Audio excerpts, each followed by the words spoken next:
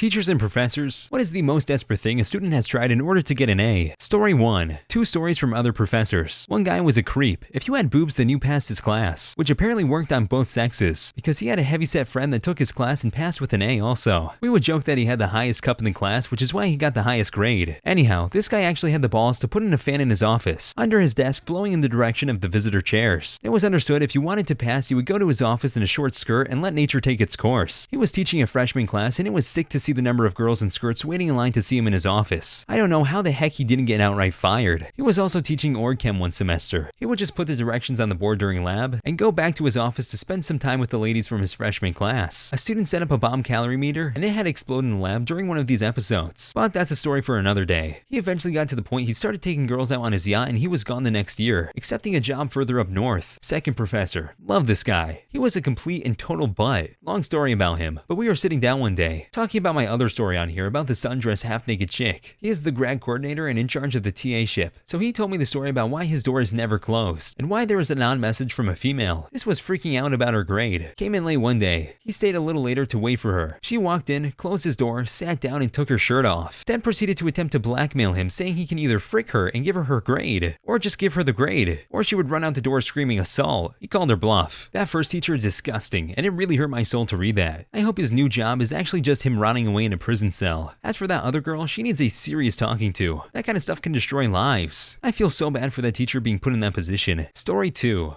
I'm a teacher, but this story was from when I was a student. I'm not good at math. Okay, that's not true. I was fine at math, but too lazy to really excel. So when I got into college, I had to take one college level math class in order to get my general level subjects out of the way and move on to English. The teacher I wound up with was kind of a basket case. A nice guy, but a better researcher than teacher. He showed us how to do a problem, then another way. Then, I'm not exaggerating, show us the word problems in Sanskrit. So clearly he was a genius, but could never follow his instructions. One day he writes a problem on the board, puts the parentheses in the wrong place. He puzzles over the error for a couple minutes, oohing and ahhing about how he thinks it's unsolvable, then announces that if anyone can show him how to do it, he will get them an A for the semester. I'm failing and desperate, so I write it down and take it to a buddy of mine who knows more about math than I do. Turns out he also has schoolwork to do, so he just posts it on a math message board. 2 days later, he checks the board and has a bunch of attachments waiting for him. Math professors and students from MIT, UCLA, and a laundry list of other places have all posted the method to getting the answer. Most of these solutions are over 100 printed pages long, so I print out about 400 pages worth of this stuff that I can't understand and take it to him. He looks it over and realizes that they are correct, then asks me if I came up with them.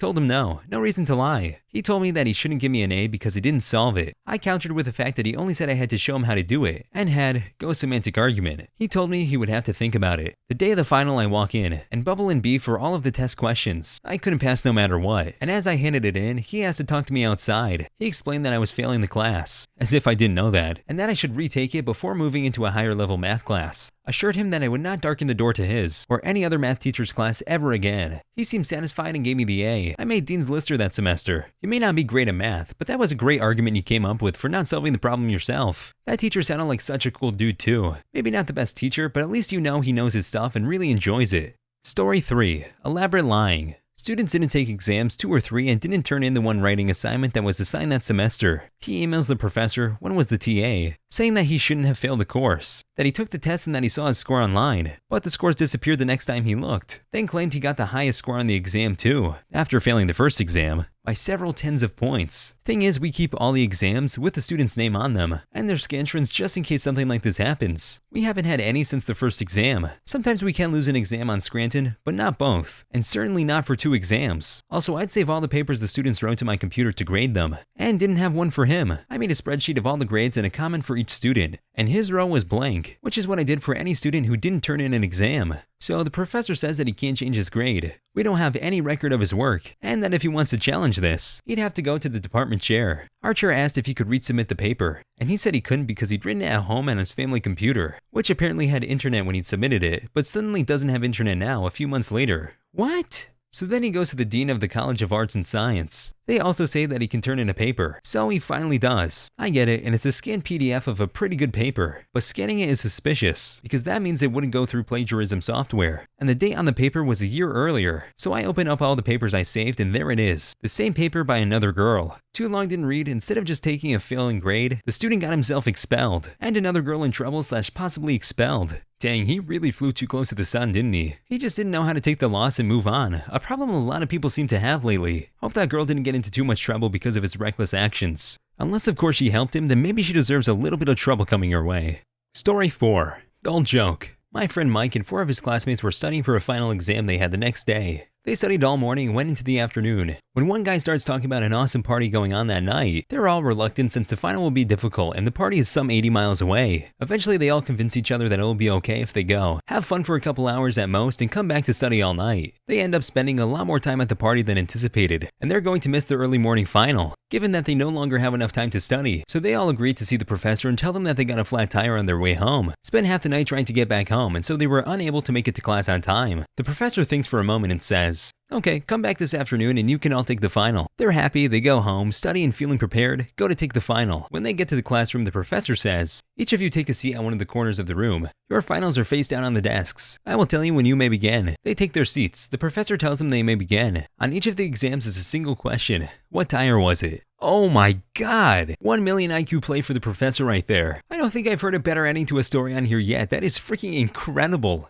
Story 5. Many moons ago when I was a youth, my school district in its infinite wisdom decided to ditch traditional math my sophomore year and move to the integrated math program, without any instruction to the math teachers on how exactly to teach this new curriculum. We had a spectacular record fail rate for all grade levels that year. Both winter break and summer break were filled with students trying to retake the courses. IIRC, something like 60% of students had to retake the class over winter or summer that first year. The next year things got better, but not by much. 3 years later, the curriculum was dropped after it was found out that the superintendent's wife was on the board of directors for the publisher of this specific set of books that got distributed to 7 high schools that encompassed the education of over 15,000 students. So there was desperation among both students and teachers because of how poorly the program was rolled out. Parents picketed the district offices, students staged walkouts, teachers refused to follow the book and taught what they thought the students should be learning. There were a lot of really ticked off people, not just students. Then once the word got out about the superintendent's wife involvement in the books, oh crud, it hit the fan big time, as it should. That is just so scummy of them to mess with children's education just for money. Also, who the heck tries to change math? Math is math, so let it just math. You don't need to try and change it.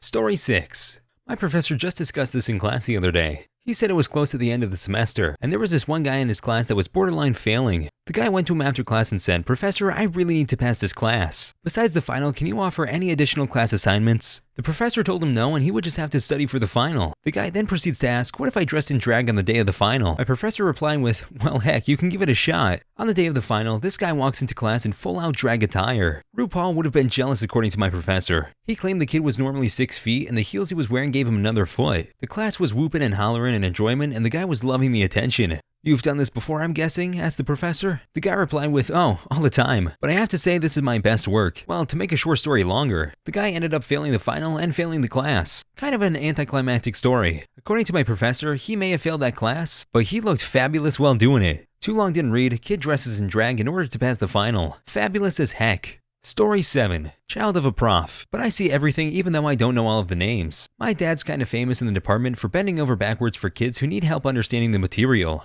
He won't give you extra points you haven't earned, but he will have 6 hours of office hours a day if there are enough students with questions to fill them. Heck, he's helped tutor students in subjects that are strictly speaking outside of the department because they were struggling. There's one particular undergrad student who we'll call Mike. Mike has great difficulty with the general classroom lecture format. If you talked for him for 5 minutes, you'd know he wasn't precisely normal. But he learns really well in a one-on-one scenario. I'm convinced my dad spends 1 to 2 hours a week just working with Mike one-on-one on the various questions he's collected since the previous class. And Mike collects lots of questions, from the previous homework problems he missed, from the textbook portions they haven't covered yet, from real-life application. My dad's field is highly applied. Suffice to say, Mike is doing a whole lot better in all of his classes. Now that right there, that is a teacher. Also a stand-up guy. Props to your dad actually enjoying his job and setting these kids up for success. Story 8. I'm a preschool teacher now, but when I was in high school, Our economics teacher rambled and ran a lot. His class was right after lunch too, but we had our final and he passed out the papers for us to take the test. He graded with the answer key on his desk so we know our grade and we could roughly estimate if we passed or failed, which means he'd give extra credit so we could walk the stage with our class. In the middle of the test, he told us he had to run to the restroom because he ate some bad tacos. While he was gone, a kid started reading the answers to test A out loud, and his friend looked out for the teacher. As he read test B off, the teacher was coming, so the friend decided to slip in the hall and make himself throw up all over the floor. Too long didn't read, teacher has to poop, students read answers out loud. Another student forces himself to puke, so the whole class has the answers. Wow, he really took one for the team. Hopefully his buddy filled his papers out for him. How the heck did he make himself puke so quickly though? Story 9. Had a female student file sexual harassment charges on me, claiming I was following her in her vehicle at night after class, calling her princess and showing unwanted affection to her. She filed a complaint from the top down, even going as far as calling security. When the complaint finally came across my dean's desk, I got the call. You won't believe this, crud Bucks168. Is she stupid? You see, I'm a gay man. Edit, I don't talk about my personal life in class, but considering where I'm from, it's not that easy to hide, so I just don't care. Some students catch on, others don't. She definitely didn't and tried to make up some crazy excuse. She stopped coming to class shortly after. I found out later she got pregnant by some random trucker. Again, considering where I live, that's not a big surprise. I don't think I've seen a plot like that crumble so fast before. Oh, how stupid she must have felt. Hopefully she learned not to pull that crud anymore. Story 10. Don't know if I call this desperate, but it was funny as heck. In high school, my physics teacher told us, as he did every year, that if we bring him a massless, frictionless pulley system, we will get extra credit. Well, it was a joke, because everything has mass and friction. But that didn't stop everyone from trying to brainstorm how to make one of these. Well, one girl, according to my teacher, one year didn't realize it was a joke and spent all day with her mother going to various hardware stores and looking for one of these. Eventually, one of the employees they asked told them, "We have a lot of pulleys and some of them are very low friction, but they all have mass. I think they have to." So my teacher got a very angry call from a parent, demanding her daughter to get extra credit. He did not give it to her. Okay, but how did the mom get roped into that too? Like, how did she not know better? You'd think after a while it would click, right? Story 11. My friend was not sure about a few questions on a high school test. He proceeded to sneeze, which was actually just him turning so the teacher couldn't see him, making a sneezing sound, and used the movement and sound to disguise he was actually punching himself in the nose, so he could go to the restroom and search for the answer on his phone. Edit, I do not condone punching yourself in the face to get out of taking an exam. Doing so is dangerous and could cause serious harm. The guy claimed he studied but couldn't remember how to answer one of the two problems. 2. Show all your work multi-problem questions. That stemmed from one general idea that he forgot. Story 12. Tried to blackmail me, saying she would talk to my boss, tell him I used my phone during class, and get me fired. I laughed at her, so she went. Boss told her he would see into it, then told me they have one of those every semester, and just to ignore her, and give her the grade she deserved. Edit for the constant questions. I am a 26-year-old female college teacher, not professor, not there yet. This happened 2 years ago. The girl was 19 to 20, I think, failing several classes of her first semester in college, and the type to whom mommy and daddy have never denied anything before. She didn't get in further trouble, but she did feel humiliated. I usually get along great with all my students, but there is always one who deviates. There is a worrying amount of students that just try to blackmail their teachers, it seems. Story 13. I knew a kid who made up an excuse that his brother got really sick and was admitted to the hospital. He paid a graphic design student to make him a legitimate-looking doctor's note. He used a Google Voice number linked directly to his girlfriend's cell phone so that she could pick up and leave as if she were the medical assistant. He spent a lot of time doing this and covering his ground and making everyone look legit. Funny thing is that his professor gazed over the note and said, "Sorry to hear about your brother," and didn't even bother to do anything more about it. Now think of how much studying he could have done instead of making that extremely elaborate excuse. Story 14. A teacher of mine once told me this story. He had once assigned a large project that was to be turned in for a final grade. One student, I'll call him L, had procrastinated for weeks and hadn't done anything. So anyway, L comes to school the next day, T-1 class period before the due date, and gives my teacher a photo of him, my teacher, not L, receiving a BJ from a corn star. L then threatened to spread the photo around to cause the teacher to lose his job. My teacher recognized it as photoshopped, and just went on to give L a 0. L never spoke of it again. Man, L really took the L there.